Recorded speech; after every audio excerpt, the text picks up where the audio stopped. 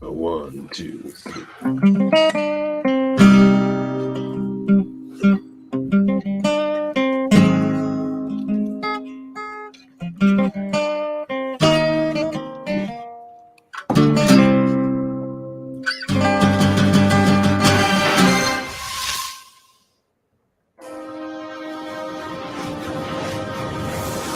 Looks like it's showtime. It's showtime here on X-Rated, the X-Men animated review show, part 2 of our Dark Phoenix doubleheader. And we're stoked to be here, aren't we, Andre? Huh? Yeah. No, I am your host. It's good. It's all good. It's good. There's so much I feel. So much we haven't done. So much I want to say to you.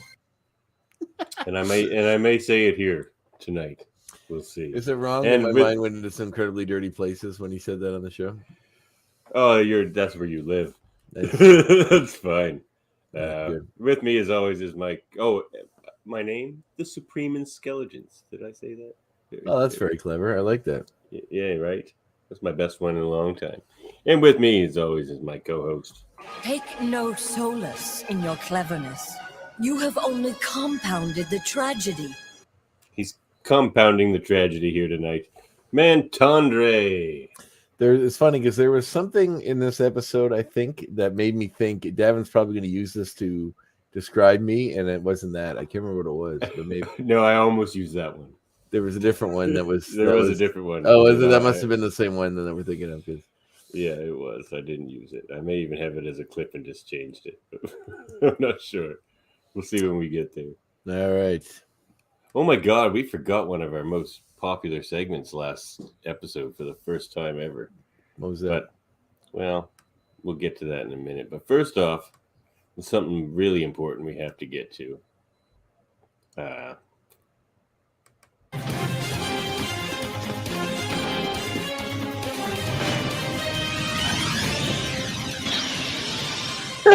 What, catching up from the last episode a minute ago? What have you been up to since last episode? Well, I went and put away the comic book and graphic and Blu-ray that I picked out for my segments. I put them back in the library. I made a drink of Soda Stream mixed with Pepsi Max and lime bubbly, which makes a nice lime flavored pop. And I opened my box. I got a Kickstarter box in the mail today. Very exciting. Yes, it's big. It's a huge box. As you can see, it comes with a lot of stuff. As you know, with Kickstarters, if they do well, you get a lot of stuff at the end. And this one gave me a lot of stuff. Very cool. Well, we can talk about that later if you want. I don't want to start bog down the start of the show with my ridiculousness. Well, okay. Well, me, I did a little parenting. Had to put the baby down. She was up. I said, "Why you up?" It always sounds like you had to take her out and put her down. Sometimes it seemed, no, I don't know. And then I made some tea, and I had some peanut butter on an English muffin. It was delicious. It's too late for carbs, Davin. What are you doing?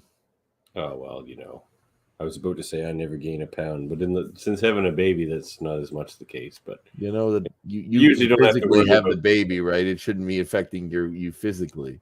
Your wife had the honor of all that. You'd think that. Mm-hmm. But if you've seen the movie Junior with Arnold Schwarzenegger, well, that's a fictional film that hardly has any remnants in real life. A fictional film and a true story of my life. Oh, you physically gave birth to your child? Well, I thought about it, but I changed my mind at the end because that sounds horrible. Yeah, I hope your wife's listening to this so she can properly kick you in the nads when you're done. Oh, she knows I think it's horrible. All right, good. We're here to review Season 3, Episode 17 of The Dark Phoenix, the final episode. The Fate of the Phoenix, you might say. Part 4. All right. Written by friend of the show, Brooks Wachtel, who we will be interviewing next week. Which is why we're doing 2 episodes here tonight. And, Andre made us skip a week doing plays and stuff. So, yes, excuse me for wanting to have a life outside of this podcast. I told you no. Podcasts, and that's it. Listen, you don't pay me enough or anything to do this. So Directed by Larry H., as we call him sometimes, starting earlier tonight. starting last episode when I called him that off the top. Oh, Larry H. Larry H. boy. The old H bomb, Larry. But yes, there is something we forgot last episode, and I feel very foolish. Previously on X-Men. That. Oh, you did forget that. I've never forgotten that before until tonight. Previously on X-Men. There. Well, you do it 6 more times to make sure we get it all in. I don't even know how those last 3 happened. I don't think I did that. So, but anyway, here's what happened previously on X-Men. Lilandra, stop this! For the sake of all that live, Jean Grey must perish. For the sake of all. So, pretty convincing argument on Lilandra's side. Yeah. So, take us away from there, Andre. What? We still got it. We're at the beginning. We're at the top. We'll make it. All right. So the very first episode of the series was Night of the Sentinels. It was episode 1, season 1. Yeah. And it's got Morph. Mm-hmm. This one's for him. Hey, we haven't talked about Morph in a while. All right. So we get. I wonder if I still have a button for that. Let's see. Oh, I guess I don't. Oh no! That's the end of an era. That one's last. Wait. Quite a while. Oh shit! This one's for you,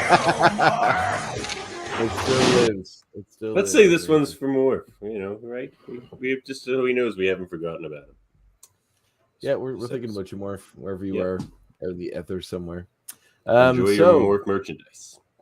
Yeah, so we see Lilandra and her cohorts come down and basically say the Phoenix can't be.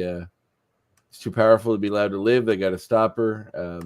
Xavier reads her mind and figures out that there's some kind of a kumite option in which they can have a battle to the death. Not to the death. Kumite, you say? A kumite. There's perhaps it's actually called Aranin Hala. Di Grato Blasio. It just sounds like a lot of Aranin Hala. Sounds like a lot of Italian gibberish is what it sounds like. Mixed with perhaps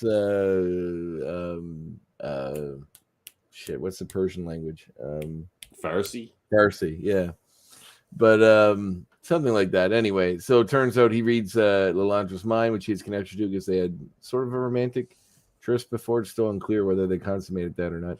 But he can tell that there's some kind of a thing you can challenge, sort of a sport in which a trial by combat, if you will, in these sort of situations. So Aranin Hala. So Xavier calls for that, meaning that Lilandra is sort of shoehorned into following the rules of this because it was called by him. She's angry and leaves.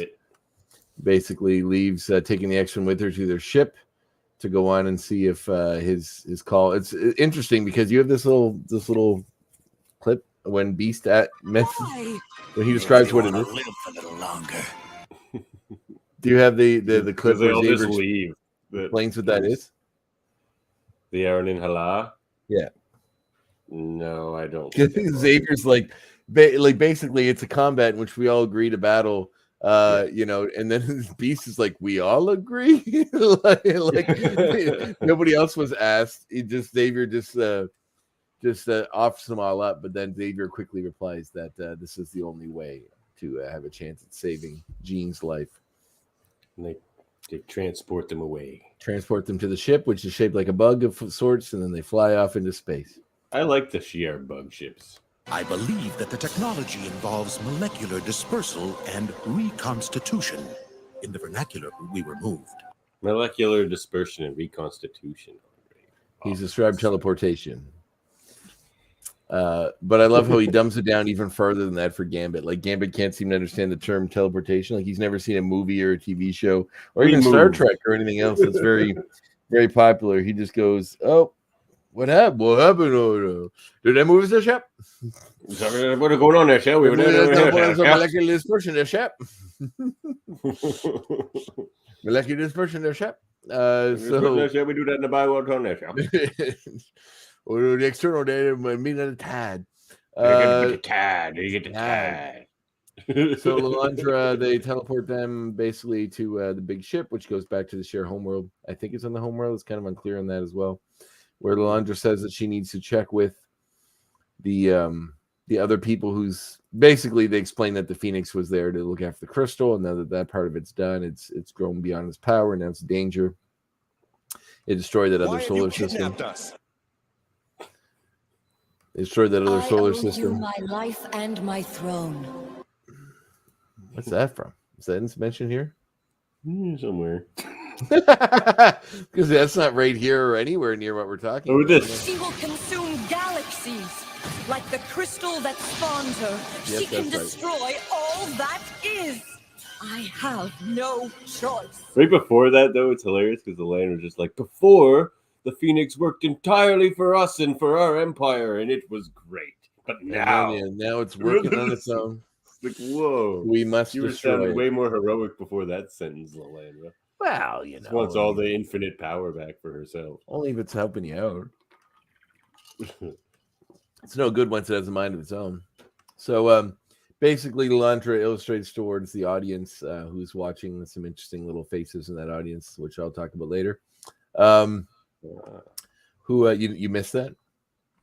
I don't know. I have to No, check don't worry, my but X. don't go back and look at it. You'll just steal one of my X points. I So will. No, That happened to don't me do that. last episode. I lost. no, most of my don't you X do it. points. Don't you I'm do not it. gonna. I won't do it. I'll punch you right in your nerds. I'm Um, the angel on this angel devil combo. So she explains to the audience basically what the Phoenix is the force and what's happening here. So all these people that are in viewership's kind of like a combat arena. They're all standing around looking. Cyclops says that Jean's a good person, blah blah blah, and can't be held responsible for Phoenix. Blah, but Beast, anyway, Beast makes really good arguments. he does. Kill an innocent creature to get at another is barbarous. She will consume galaxies like the crystal played that that. spawns her. She Actually, can it's funny destroy because that's a all great that retort is. to what Beast just said, even though it came Have before no it. choice. It's true. Like this Be- episode. Beast does have a point, but if somebody say I become, I don't know, infused with some kind of alien force that could destroy the entire planet if I sneeze wrong, it's probably fair to say I should be dealt with in some manner. The whole Jean has world. committed no crime, has injured no one. Yet we are asked to allow her to be destroyed to prevent the possible future crimes of another. You're not listening to Beast, Andre? Are you not destroyed convinced? she destroyed an entire solar system. Uninhabited. No bugs, no bacteria, no nothing. Nothing lived Apparently in that bug. not. Yeah, well, that's awful But she convenient. has given Jean a trial by combat. Such a trial is no contest of reason. It is a war. A position mocks justice. Beast I love is so Beast good in in the show. this. He's so good. He's so good. He's a great actor. We need man. more of that Beast. We need more We of Beast. do. Oh, this It's is a sad that great it took them episode. so long to make him such a good part of the series. Yeah. So Lalandra says basically to accept the trial by combat, she has to talk to the other civilizations that are in her little cabal, their representatives, to make sure they all agree. So we see her go off to her little chambers. You see the supreme intelligence. Earthers are a stubborn breed, but honorable. The Kree do not object to this duel. Who sounds exactly like Gyrick. That just spoiled. That all also the does X not for sound us. like Sounds exactly like Gyrick. That also doesn't sound like something the Kree would say in relation to humanity. But No, not the supreme intelligence. no, for sure. And also, And even the way he's Strong animated. So the Silver Surfer cartoon was a bit before this or during this? No, after. Was it after? Really? Or I guess maybe during its run. At Didn't this it come point, out in 94? Or was it 96? We can look that up. Keep talking. Well, the animation for the Kree intelligence and looks very much like the animation style of that Silver Surfer cartoon, which is why I'm just wondering if they were trying to keep it in line with what they were doing over on that show. Oh, 98. So, Oh, way later. Okay. yeah, way later. Yeah, they did use a lot I of thought CGI. it was after the run. They 'Cause I did use think a lot of of the people CGI like to animation do it. in that. But anyway, Yeah, they did. Yeah, some cool So, stuff with Galactus and stuff. Oh yeah, he was a CG monster. So we see her talking to the Kree Supreme Intelligence. We also see oh god, I'm gonna butcher her name. Can you pronounce this properly, Davan? Yeah, likely. Who are you talking Empress Arkel. The Empress of the Skrulls. Oh crap! I don't. It's know. R, KLLL. So Arkel. Oh, Arkil. Yeah, Arkil? sounds like Arkil. No I in there. Yeah, the So anyway, Skrulls have weird names. Except for Varonki. You heard what the Kree said. The Skrull Empress basically says, as long as the humans aren't going to win, she doesn't care. So basically, like saying, well, as long as this trial by combat's going to end in our favor, I'm okay with it. Yeah, which is kind of like, then why, like, you should not even take into account that it might not. Although I do have a little bit of umbrage to say with how quickly this competition goes. But I do really like this episode, so I'm not going to show. Please, Lalandra, it doesn't have to be.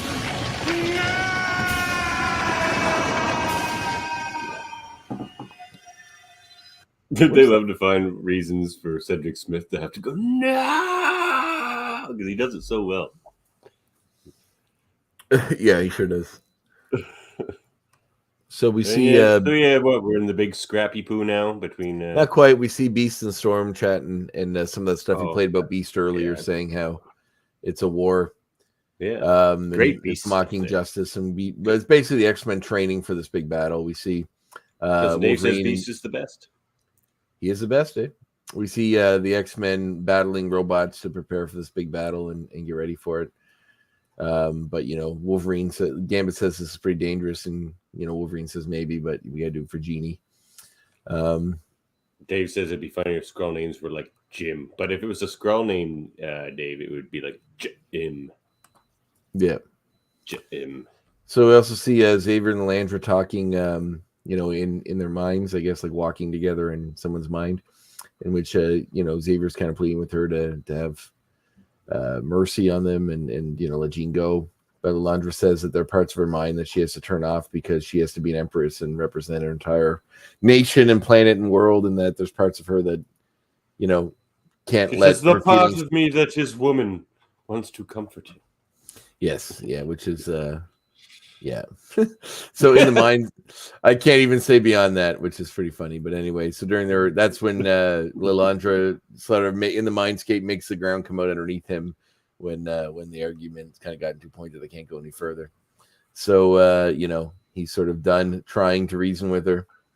It's kind of coming down to the combat. We do briefly see Cyclops and Rogue talking, in which Rogue says that she understands this love that Cyclops has for Jean and wanting to fight for her because it's something she wished she had. She's found in her life, but she hasn't yet. Which is she has is Gambit. Oh, I think Gambit would be a gentle, tender lover if given the opportunity and not the ability to kill him. Yeah. Have you seen that ponytail, Shep? So looks like some spooky Mardi Gras. Fascinating. I love how, like I said, I just love how when you have some kind of a character that's from a place that's recognizable, like all the references, everything they say has to be related to that. Everything has to be. If you're the smart guy, you got to quote Shakespeare and fucking Walden and whatever. If you're from the Bayou, everything's got to be a Mardi Gras or some kind of a cop or some kind of a catfish or something, Wolverine does it more in the comics. He makes a lot of the Canadian references in the comics. He doesn't do it so much in this show. What's a Canadian reference? Does he say A? Is that it? Oh no, but he talks about liking Canadian beer and Canadian whiskey, and he makes a bunch of Canadian references. He's not wrong, but it just find it funny. They're just references, not so much like. I guess it's kind of the same, but it's not like the long-tailed cat in a room full of rocking chairs. No, he doesn't say so much stuff like that. I mean, Puck does. Puck probably says the Canadian version of that. Puck's so annoying in this show. We don't see them again, do we? Alpha Flight? I mean, I hope we do, but probably not. I know we do get. Actually, I remember I complained that I didn't think we ever got a follow-up on Corsair being Cyclops' father, but I know we do. Coming up, there's an episode. He comes back for sure. He does, yeah. But I think what we were told is that they don't connect the three of them. They're not going to connect him. Oh, not with Havoc, but I do believe Cyclops and him realize their father and son in the upcoming episodes. So. Yeah, I think so too. So Jean appears dressed in her original Marvel Girl costume, the one she wore when she first joined the X-Men, the green and yellow one with that big cat mask. And the mini skirt. Yeah, the mini skirt. They have a little tender moment. Rogue leads them to their time together. Their tender moment. So we see some more flames, real flames, which is Oh, always because they're hiding in a cave because like the X-Men are getting beat up. No, that's way later. That's way later. Stuff your offer, Tin Man. That's way later. I'm 8 minutes into this episode. Oh, okay. Still 13 to go. Fair enough. So Jean's afraid about what's going to happen with the Phoenix, blah blah blah, and thinks that perhaps it's for the best. But Cyclops convinced her that they got to fight for her and their love and blah blah blah. Yep.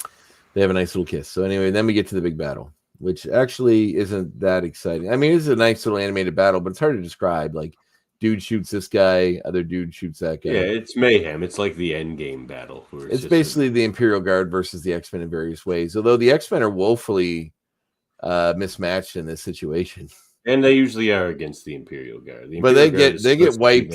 It's a long fight, but they get wiped out fairly easily by these guys, which is, I get it. The Imperial Guard are supposed to be the top of the galaxy. Top in the galaxy, but it's also like the show is called X-Men. So well, they even say that they're like, what if the X-Men win? They're pretty formidable themselves. Not really. They're not in what I've seen in this fight. I mean, it's a good fight.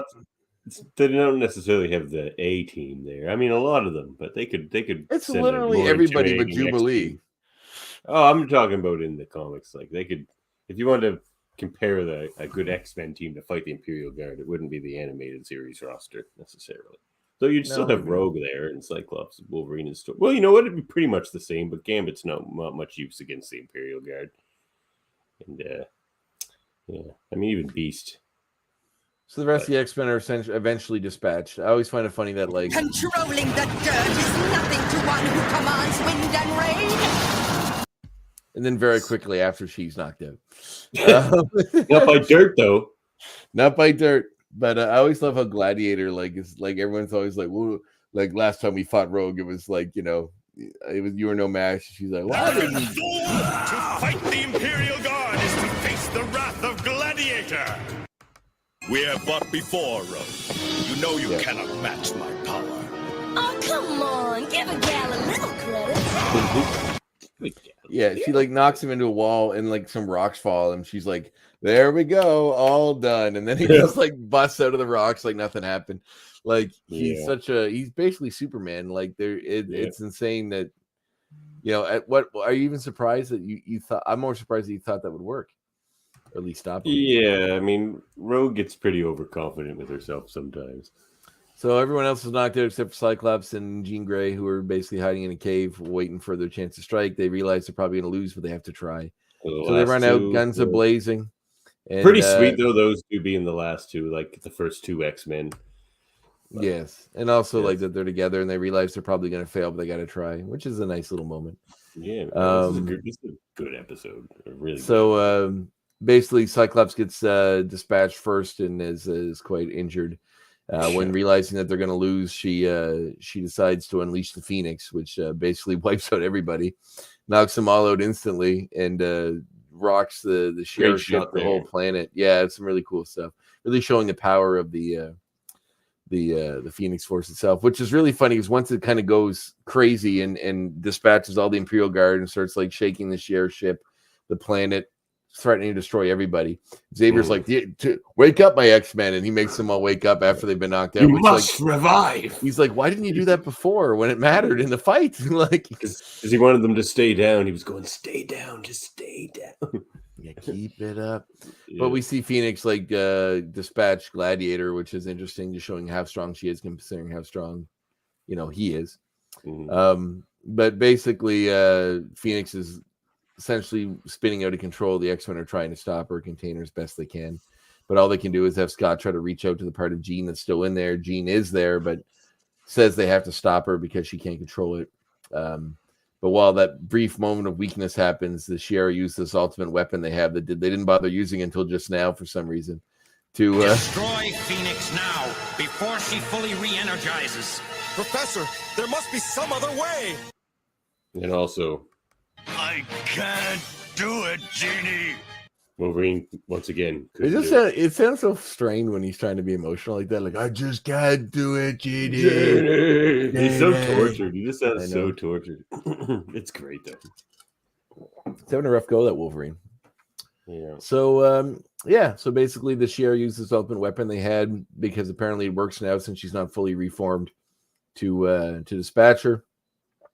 Thinking she's dead, they're all very sad before the Phoenix itself appears with Jean's body, saying, Well, actually, before that, though, just before that, there was this scene, and I thought it was some really nice delivery from Catherine Disher, and a nice emotional scene. Jean, fight it! Use the powers of your mind! I can't fight it. Not every second of every day, never slipping, not even for an instant. Scott, please. That's great stuff, man. For a kid's cartoon, like if you watch any cartoon from the 80s, and then you watch this, it's like a whole different world, man. Would you say it's a whole new world? It's a whole new world. Let's Don't get you sued dare by close Disney, your please. A new fantastic point of view. And when we're way up, Oh, see, you can't sing the real version. crystal clear. Already gonna get sued from last episode. I'm in a whole new world with you. Come on, this show is called. I am the entity known to you as Phoenix. To save all that exists, I became one with Jean Grey. If Disney's going to sue us for copyright infringement, They'd our have done it whole by now. show is watching the copyright X-Men show. I know, but there is Showing the image. no, but there's a legal thing about showing if it's for I the know. purpose of review, which this is. So you We're know, parody, and that's what we're both. well, of we're not those really things. parody, but Well, no, it's for review. no, we don't parody the show. We parody ourselves. Yeah, but I don't think that falls under it when we're using clips from other things. So We're a humor-based show, is all I'm saying. Basically, the Phoenix Force appears, saying that now that Jean has been dissociated from Jean, because essentially they killed her. I guess She's dead. Even says she's dead. Well, yeah, that they that it no longer harbors all those craving, that emotion, all that stuff it did before, which I thought was funny. Now that the fire within Jean Grey has been extinguished, I am as I was, guardian of creation. I'm back. Yeah, I'm gonna guard like you all it now. fought so hard for everything. Maybe just showing that humans are so corruptible that to just Our being emotions somebody are who so actually is corruptible. such a paragon of virtue, that think even it's that emo- person corrupted it to the point that it was destroying universes or galaxies. And but anyway, it says that It's a warning tale about emotions. You know, don't be, Mhm. you know, do the Vulcan thing. Yeah, I guess. But anyway, the end result being the Phoenix says that somebody can sacrifice their life essentially to bring her back, or they can put life back in her, but it needs to come from someone else. I have that. In war, your own flames would be diminished by the amount sundered. Well, it's slightly ahead of me, but anyway, so Cyclops and Wolverine both fight are it fighting over who gets to give up their life force to bring her back to life, and then the Phoenix tells them that it doesn't need to be from one; they can take a little bit from everybody. So, in a nice form of unity, the X-Men all hold hands and agree to have small amounts of their life force taken in order It's to really nice. bring Jean back. So they all hold hands. Cyclops, everybody present, all the X-Men, including Xavier, give a little bit of their life force to bring Phoenix back. And wouldn't it be great that, like, I feel like Jubilee really lucked out by not being part of this mission, that she gets to not have to sacrifice part of her life force to bring back Jean Grey. She's like, oh wow, it's a real shame I wasn't on that mission. Well, yeah, you don't take Jubilee to the Dark Phoenix. But anyway, you know, we get Jean back in her fully formed version, and everything's hunky dory and nice and lovely. check it out. They even like that scene's even from the comic where like Yep. the War Star Beanie jumps off of Cecile and like the War Star fight. Yeah, there's some like the Shi'ar characters are interesting, like the Imperial Guard. They all I have like really them. unique, interesting powers, and it's kind of cool. seeing Manta them in looks action. really cool. They all look really cool. Yeah, Which they one do. kind of looks like Dragon Man? What's that? Who's that guy? Like Dragon Man? Oh, like a big purple guy? The guy who stomped the ground or whatever? Yeah, is that Earthquake? Earthquake. Yeah, he looks a little like Dragon Man. Yeah, kind of. But yeah, they're all very cool. Yeah, Oracle looks neat. There's is it Starbolts? Smasher was cool to see him, even though I wish he had the black head covering. Starbolt was neat, although he reminded me. He never wore the head covering. That's a different Smasher. Oh, is it okay? That's the one that was in Grant Morrison's X-Men run, I think. That's the one who married Cannonball. They're married and live in space. The Starbolt reminded me a lot of Firelord to reference just the way his design was. Warstar was that cool robot. There's Hussar, who's like the red sort of. She kind of looks like. There's one other character that I'm not seeing listed here as one of the guard. It's fine. Who's the one with the yellow mask? Kind of looks like Destiny from DC. Manta. That's Manta. Okay. Just like a yellow cape. Yeah. She has she's very cool looking. Yeah, she's the one I didn't click on when trying to figure out which one she was. The one you named yourself after for this episode. Yes, that one. The one I love the one I love so dearly. Yeah, well. As Empress, there is a part of me that will forever be alone. Goodbye, Charles. I was going to inject a little tragedy in there. Into Charles's love life, they do. Poor Charles. Can't they just let him bone and be happy, for God's sake? He's going to be devastated when he finds out Lilandra's dating Banshee. Wouldn't it be great if he found out they're in a throuple? Like it's more and Banshee just all get together and just go nuts, and like Xavier sitting outside the room masturbating sadly because they won't let him in. That should be our next T-shirt. It's like Banshee with his arm around both of them, and Charles like, exactly. What have I done? So yeah, Lilandra goes back to the stars, basically saying that she's torn between her duty, her love of Charles, and her duty to her world. Empress must be stone cold, she says at some point earlier. And then we see very cutely Jean back in her bed with her bright purple sheets, while Cyclops kiss her goodnight and sits in a chair and watches her sleep. So it's happy to have her back. A happy ending to the Phoenix saga. What a great saga it was. How great? Let's talk about it. Each of us will have to look into his own heart and decide. I can go first this time. I love this episode. I thought it nailed it. I'm giving this one a 10.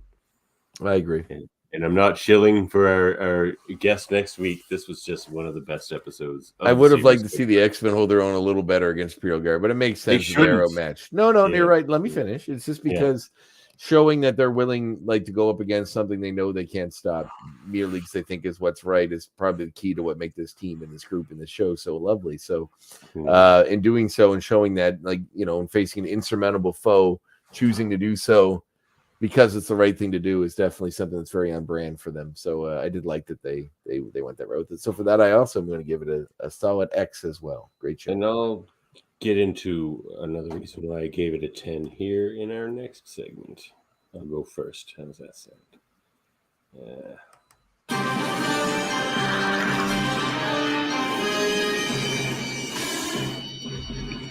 All right, my first uncanny X point.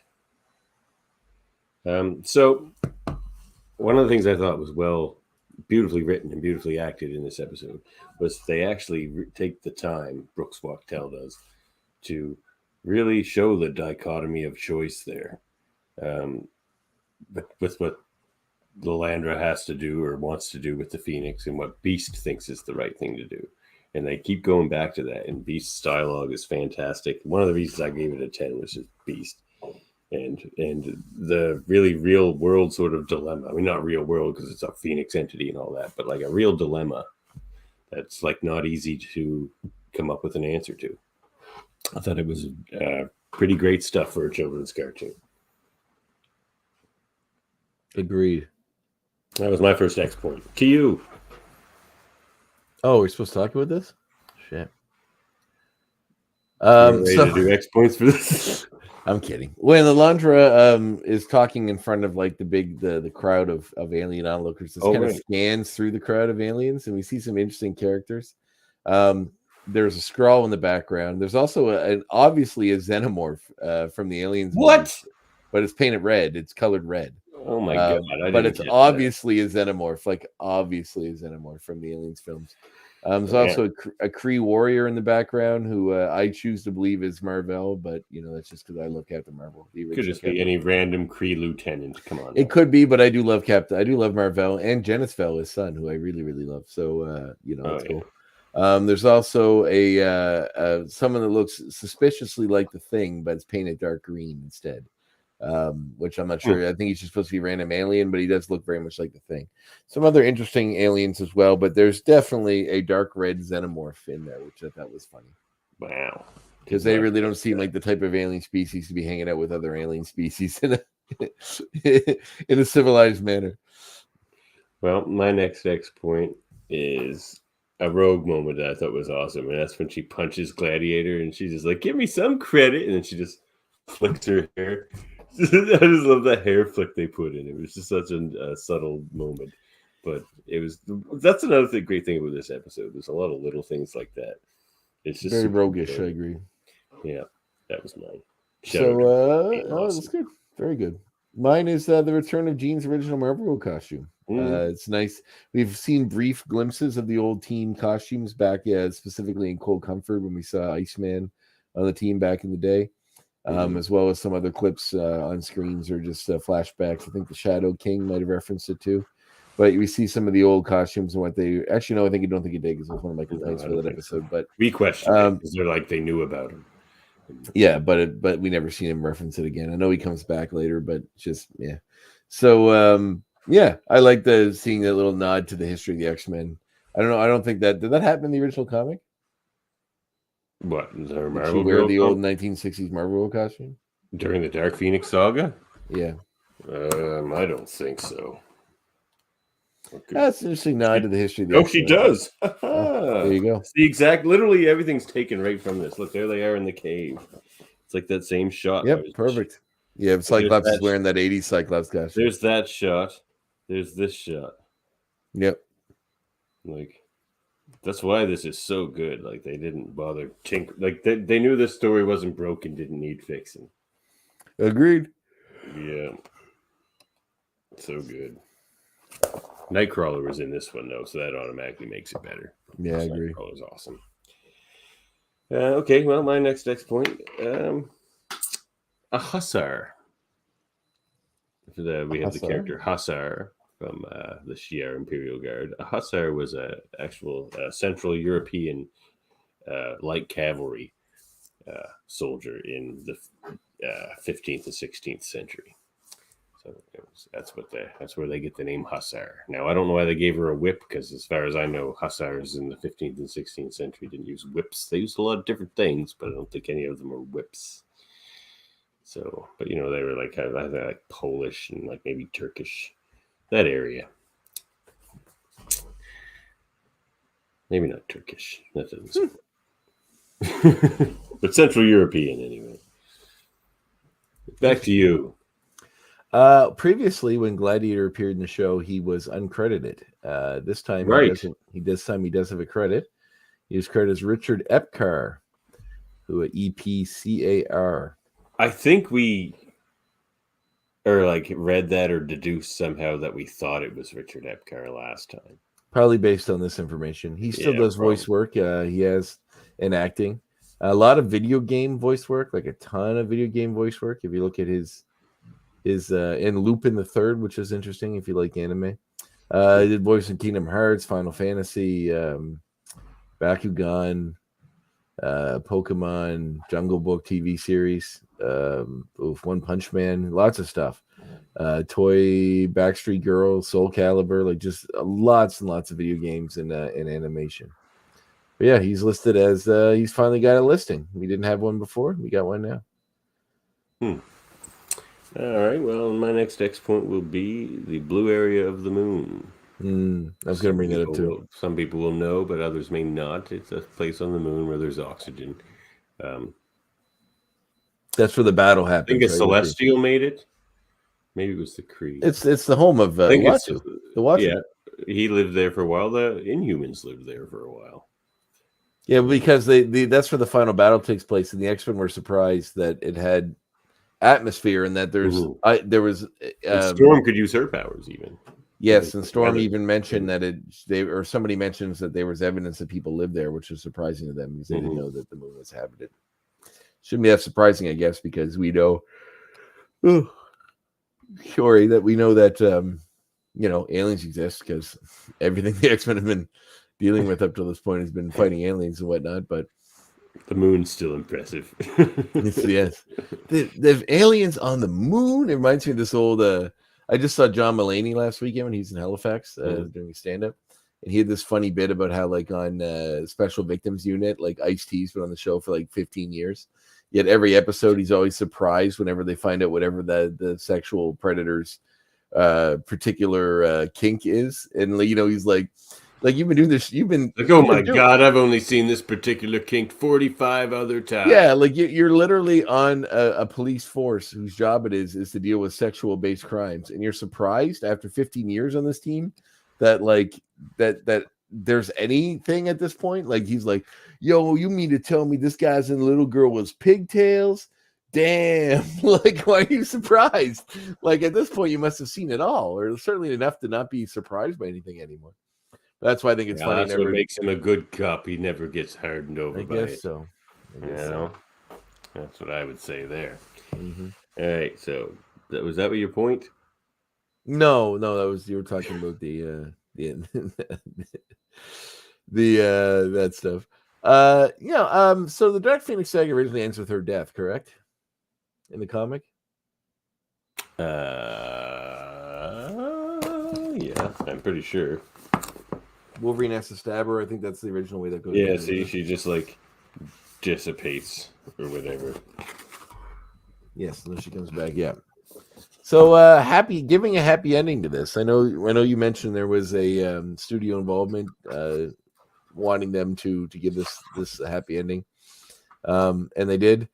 So yeah, I mean, I liked it. I thought, like, it does seem a little like, I know they wanted to give her heroic end was the original plan, but the studio got involved. So yeah, I did like that they all takes a little bit of all of their life force together to bring her back to life. I thought that's a nice little touch. It's a nice segue to my next X point as well. Well, I believe that's probably the input of Mr. Wachtel, but it's a neat little way to show the unity of the team, and also like the you know, as cynical and nihilistic as I generally am. I guess stoic is the term I generally tend to use. There's a little part of me that's happy when good triumphs for the sake of good, or at least, I admittedly always want to see the good guy win.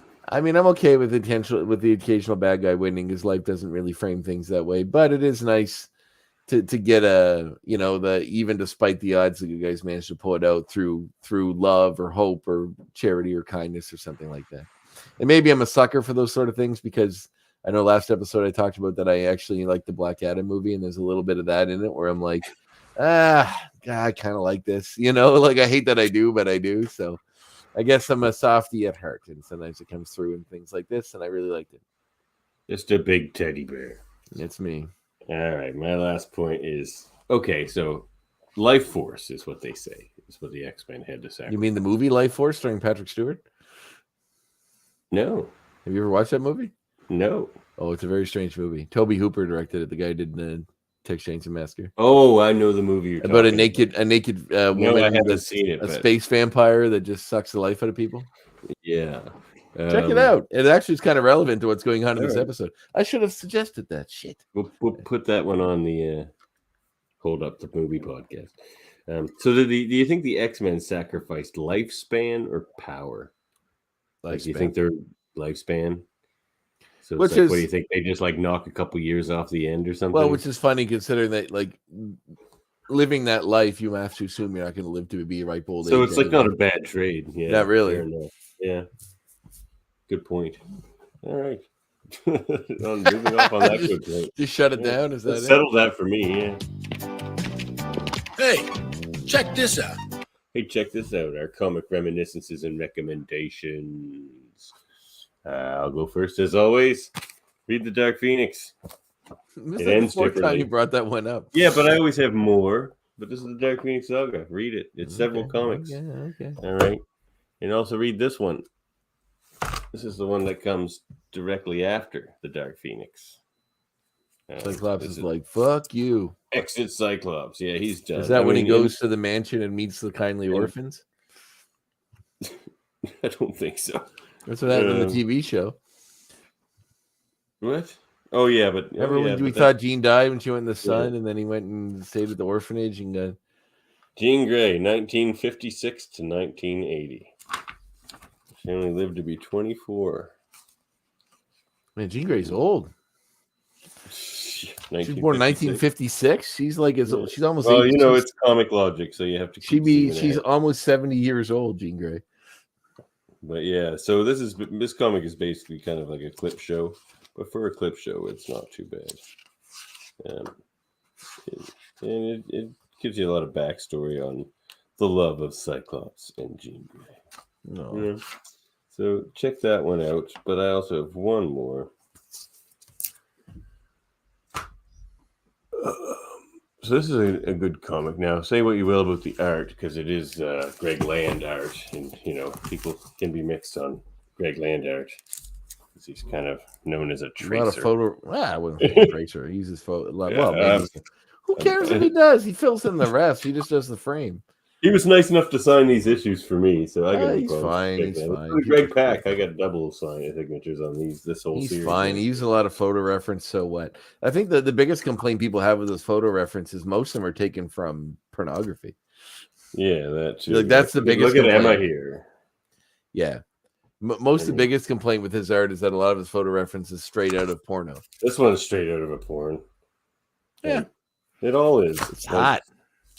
No, is that Greg Land? No, Greg Land is the one that does it straight out of the porn mags. I think that's Greg Horn. That Greg Horn. Right. Greg Horn. Greg Land is known as the Tracer. Yeah, Greg Horn is the one that's mostly photo reference from porno. But this is Phoenix End Song by Greg Pak and Greg Land. It's a good story. I really like it. It's sort of like almost like a rehash of a bit of the Dark Phoenix saga, not like back in those days. It's a new story happening in continuity, but like Jean comes back. There's the Phoenix Force. Eventually, Quentin Quire gets the Phoenix Force, and that doesn't go well. I should read that for later.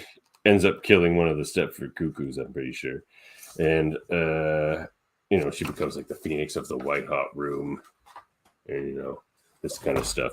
But it's got a really sweet, it's a very emotional story. Like they're really tugging at a lot of that kind of stuff.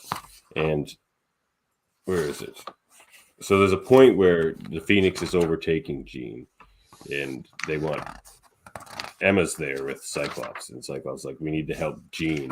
So like Emma taps in to all the X-Men, and they're all, here it is. So like, and they're all just like Jean. It's like all the people who love her, right? And like it's pretty great. And Emma, who doesn't have that kind of love because she's kind of horrible a lot of the time. She's like, God, Jean, how does it feel to be loved that much? And it's just like it's a pretty. Then boom, it's all right. She blows up the Shi'ar. Anyway, it's pretty. I always like this story quite a bit. And, a little Quentin Quire is always fun. I love Quentin Quire. Yeah, man. So, yeah, Phoenix End Song, Greg Pak, Greg Land, check it out. Yeah, to you.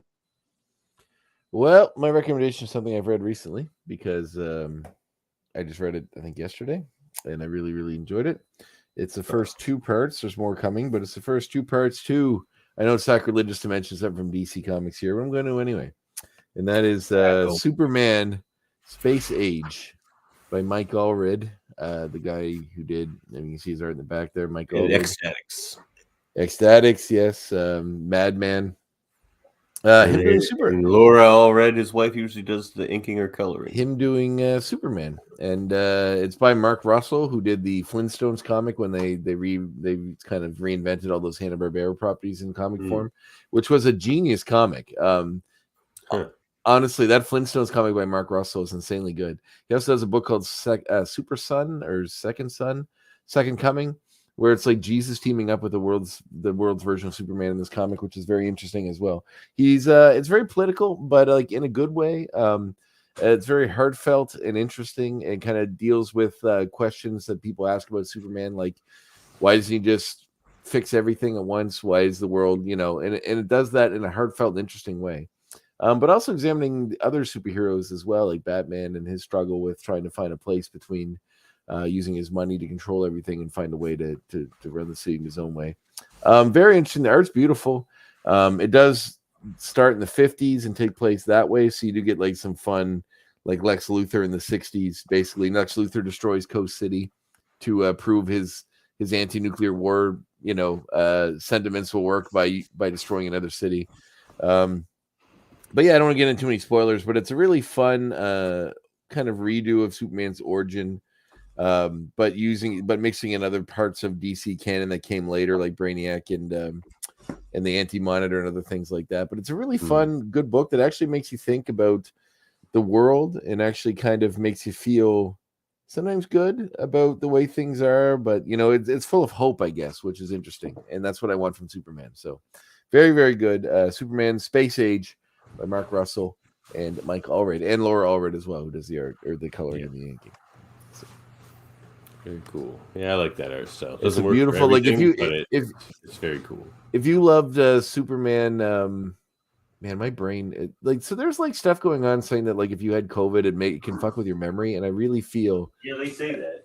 I really feel as though at some point early on I had it, and it either fucked with my memory or I'm getting dementia, because like holding on to memories of stuff like sometimes it's tough. But anyway, what I was trying to say was, if you loved, but I don't think it was the COVID. Might have been. If you love All-Star Superman as much as I do by Grant Morrison, you will like the series. It's a similar vibe with kind of doing a dive through Superman's whole history, but also keeping it fun and fresh and using it as a way to examine humanity and where we've come and where we're going and what the future holds. So it's a very interesting book. I highly suggest it. Very cool.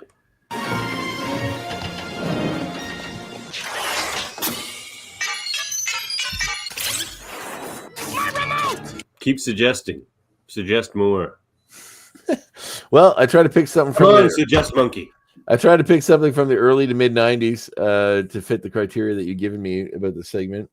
And the first one I grabbed off the shelf they took out in the 90s, which is a favored comedy of mine, and something that you may not have watched for a while but may want to watch again, is the cult classic Basketball. Starring Trey Stone and Matt Parker of South Park fame. It is an incredibly fun movie. That's all I can say. If you love Airplane as much as I do, you'll love this movie. It's got hilarious jokes. It is a product of its time, but it still stands up against the test of time. Beautiful pun work and some super, super fun stuff all over the map. Definitely something that I laugh hysterically at almost every time I watch it. And me and a friend often have conversations like these two guys do in the movie, where we only speak in the word dude. Dude. You got a point there. But anyway, it's a good movie. It's a super great movie. One of my favorite jokes in that movie, and I don't want to go through every single joke in the movie, is when they're trying to pump up a character called Squeak, who is going to go and battle someone, who has to psych out this guy that's much bigger than him in the game. And he's like, hey, Squeak, man, that guy's been talking shit about you all day. And he's like, he has? He goes, yeah, he said he saw you jacking off in the bathroom. He's like, he saw that? So good. What are you doing? Playing with matches? Were you done? Sorry. Oh, yeah. Yep. All right. Perfect segue. Good job. For one of the few times you've hit that at the right moment. Well, with all this talk about Mortal Kombat for Gene's honor, play Mortal Kombat. Mortal Kombat 2, I recommend. Also, Mortal Kombat 3. I'm holding Mortal Kombat 2, even though Mortal Kombat 3 is probably my favorite because my stickers ripped off my Mortal Kombat 3. But I didn't do that. But Mortal Kombat 2, check it out. One of the best fighting games ever. Started a genre that continues to this day, or a brand, I should say. Mortal Kombat games are still cool. Even the one on phones is kind of fun. You can play Jason Voorhees and stuff. It's pretty sweet. Oh, the new one, yeah. Yeah, but yeah, Mortal Kombat 2 and 3 doesn't get much better other than Super Street Fighter 2 Turbo, which I've also already recommended on this show. So that's my recommendation. I'm a Liu Kang guy. Everyone likes to play Sub-Zero, but Liu Kang, Kung Lao, pretty cool too. I like Reptile, but I've always liked Sub-Zero. Sub-Zero is usually my go-to. Oh yeah, no, you can't go wrong. Scorpion's cool too. Raiden, if you're good with him, but I was never very good with Raiden. Ta-da!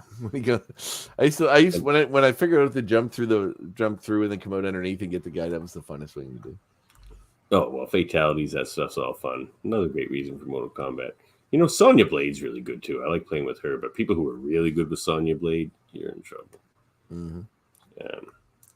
So yeah. Did you like the new? Did you like the new Mortal Kombat movie?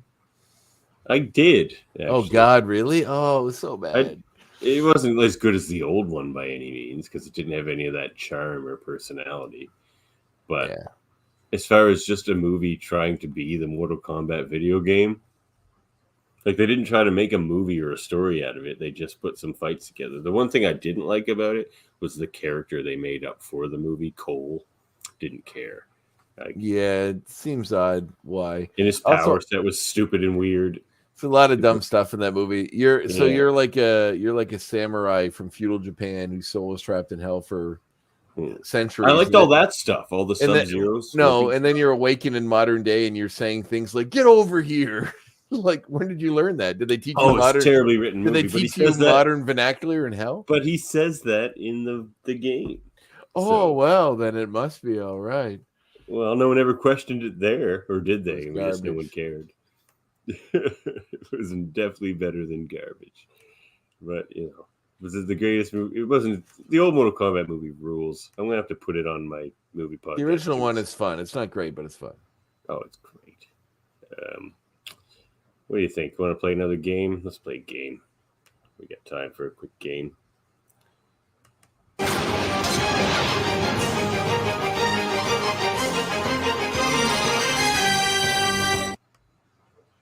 Expert casting. Let's do an expert cast. Why don't we? You say so.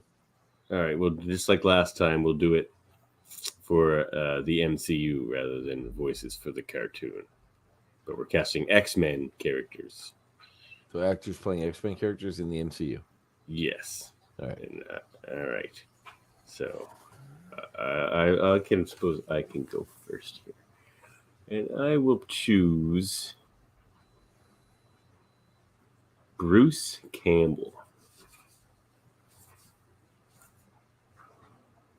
Arcade. Bruce Campbell is Arcade. I can see it. I mean, he doesn't look like him. Yeah, give him red hair. Yeah, give him red hair. All right. He's kind of old right now, too. So you got to pick someone that'd be like an older guy. Actually, the best part for him would be like Henry Geigrick or something like that. But like someone that's like a smarmy political type. He's too old to really be an action star right now. So that's I would probably Senator Kelly or Henry Geigrick is who I'd post him as. What about Trask? Could he be Trask? Bolivar Trask? Yeah. Well, I mean, you are forgetting he is already an established character in the Marvel Cinematic Universe. He's Pizza Papa.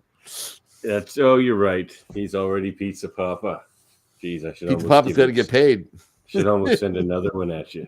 Go ahead, you can do that. Although I do think some kind of smarmy politician type would be the way to go for them. Yeah, I mean, no, I'm fine with that. Pizza Papa is just like it's fairly universal, you know. Character. Yeah, and it's also in another unit. It's not the 616 universe, so. Oh, okay. He's in the Illuminati universe. That's where Pizza Papa hangs out. He's selling the pizza balls. So that's fine. That's just multiversal. Exactly. Senator Kelly or whatever. That's a Geigrick. I like him. He can play an asshole pretty well too. Yeah, you're right. He'd be a fun Geigrick. Yeah. All right. Shoot. Oh, an actor that can play. So an actor, and who would he be in the X-Men world? Or an actor? You just have to shoot the actor at me though, and I'll pick the actor or the character. Karen Gillan. Karen Gillan's already in the MCU. Oh, God damn it! Right, she's Nebula. I always forget she's so good at Nebula that I forget that. Yeah, she's great as Nebula. Pizza Pop was one thing, but Nebula, come on now. Does it count if they were in the? Does it count if they were in the stupid Sony movies, or is it just the MCU proper? Okay, and Matt Smith. Because Bruce Campbell was all up in those Spider-Man movies. Correct, Matt Smith. Oh, because he was in Morbius. Yeah, Sadly. Matt Smith. You know, he was pretty good in the new Game of Thrones. The story wasn't great or anything, but he was good in it. So he'd be evil. He's very evil and smarmy. Like I would. Oh, you know who I would cast him as? He would be a perfect Mr. Sinister because he's British, and as well. But he could also play that character. Yeah, I like that casting. Actually, he would be a great Mr. Sinister. I could get behind that because he looks sinister. He certainly does in House of Dragon. Yeah. All right. Yeah, I agree with that. I'm down for that. I hope they do that. That's a really good casting. Oh my I hope God, they hire a British guy. But...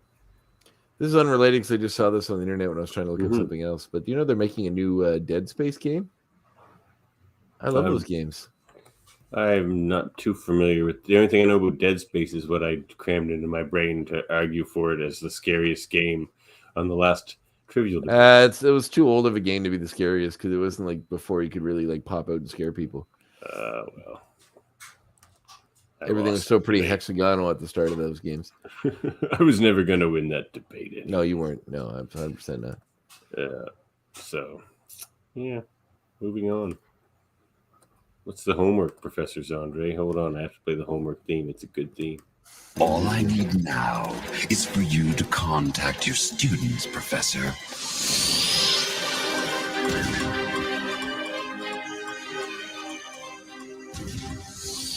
Well, your homework is to watch the next episode of the series. That'll be the 18th episode of season 3 of the X-Men animated show, and that will be entitled Orphan's End, in which we see the return of the Starjammers and Corsair. But Corsair, Chode, Hezbollah, and Raza Longknife. Also Jandra. Who? You have to watch the episode and find out. Also, but before that, check out our interview next week with Brooks Wachtel, who wrote this very episode, which we both gave 10 out of 10 because it was a fantastic episode.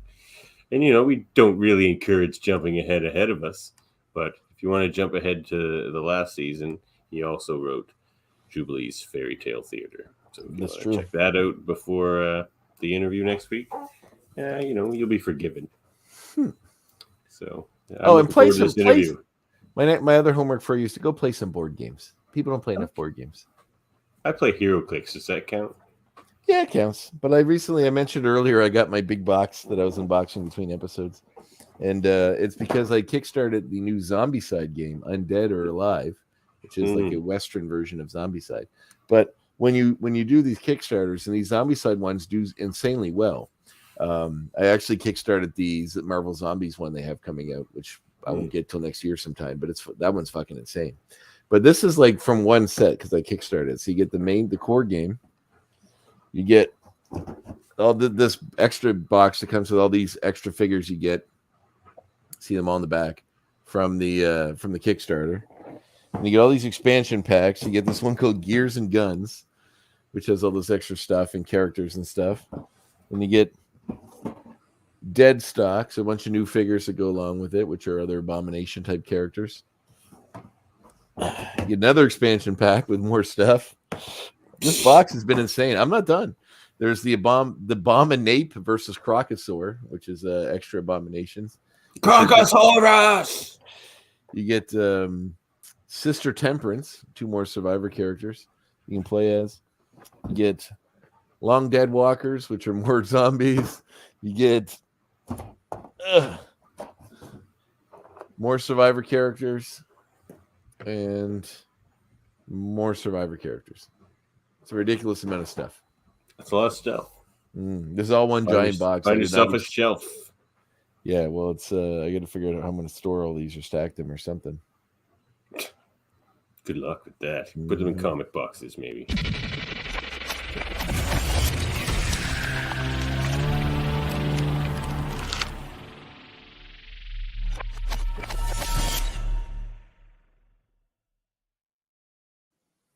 It's no longer an exclusive because you dropped it last episode. But why don't you give the people a quick reminder what's going on? So my next episode of the Graphic Histories podcast returns with a blockbuster announcement made in the last episode. Our new episode will be airing November 18th, and that will be with John Russo, screenwriter who co-wrote the Night of the Living Dead script of the original black and white film. He also was a producer and did the story for Return of the Living Dead, as well as many other sort of independent, low budget horror films. Very interesting guy. Oh, I love Return of the Living Dead. It has nothing to do with Night of the Living Dead or Dawn of the Dead or anything. Well, it was co-written, or rather, storyline produced by the guy that wrote the original one. So that's the connection. Yeah. But but they're way different. The zombies talk and stuff. Oh yeah, the tar It's man. It's a lot more humor in it. A lot more humor. Yeah. But yeah, I mean, and he likes humor, and we talked about that. So it's interesting that when given the reins to kind of do his own thing on his own, it went a bit more of a comedic route. So very cool. Well, also check out my podcast, The Cutors of Trek. It's my Star Trek podcast. One of the many going on over there at Live Long and Podcast. We got the Debate Nines, we got Star Trek Radio Theater, we got reviews of the series. They're doing a review of Deep Space Nine over there right now.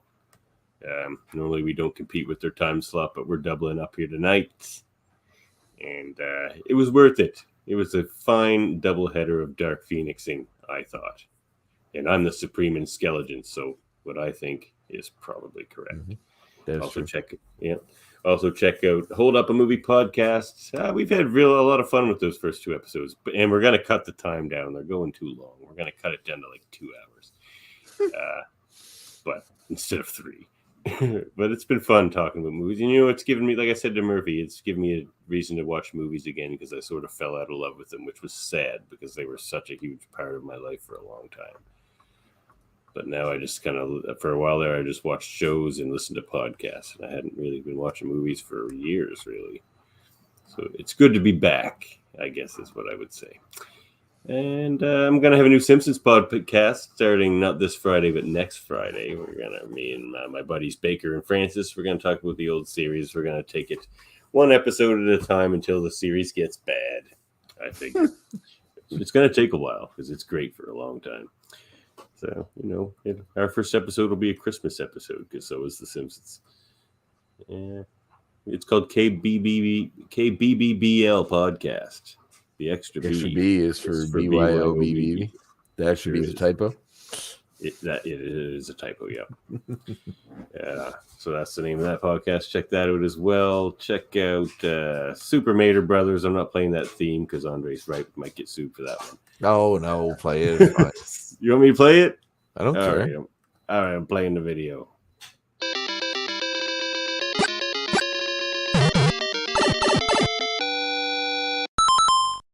Bing. Would it help the lawyers if I just recommend everyone go play the first Mario game because it's still a masterpiece? Probably not. Oh, well, do it anyway. It's great. And Trivial Debates, I'll be there. Andre was there. I'm hosting the next one. It's a music. I'm the fairest judge in all the land. I judge based on the quality of the debate, not preconceived notions of bias. Jeez, here we go. Self-righteous. Hey, swooping in. Well, if you've been robbed as often as me on the trivia table, I'll tell you. Anyway, that's for another time. Got anything else you want to say, Andre? No. Go watch Black Panther if you're into Marvel stuff. It looks like it's gonna be a lot of fun. I'm very excited for it. Yeah, I should have that watched before the next episode. I guess we'll be talking to Brooks anyway, but yeah. I'm probably gonna see it that day just before the interview with Brooks. Oh really? I think I got nothing really planned this weekend, so I'll probably go check it at some point. I think we'll go with my buddy Coots on Tuesday, likely. All right, so that's it then. I guess we'll catch you next time, everybody. Thanks for tuning in for this doubleheader. Or if you're listening to us later, thanks for that too. Thanks, guys. Next time. 1, 2, 3.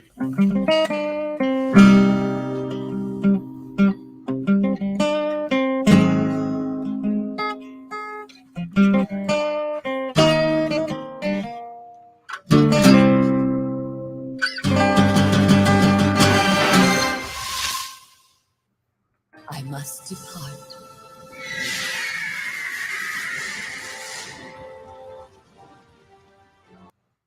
I never dreamed it would end like this.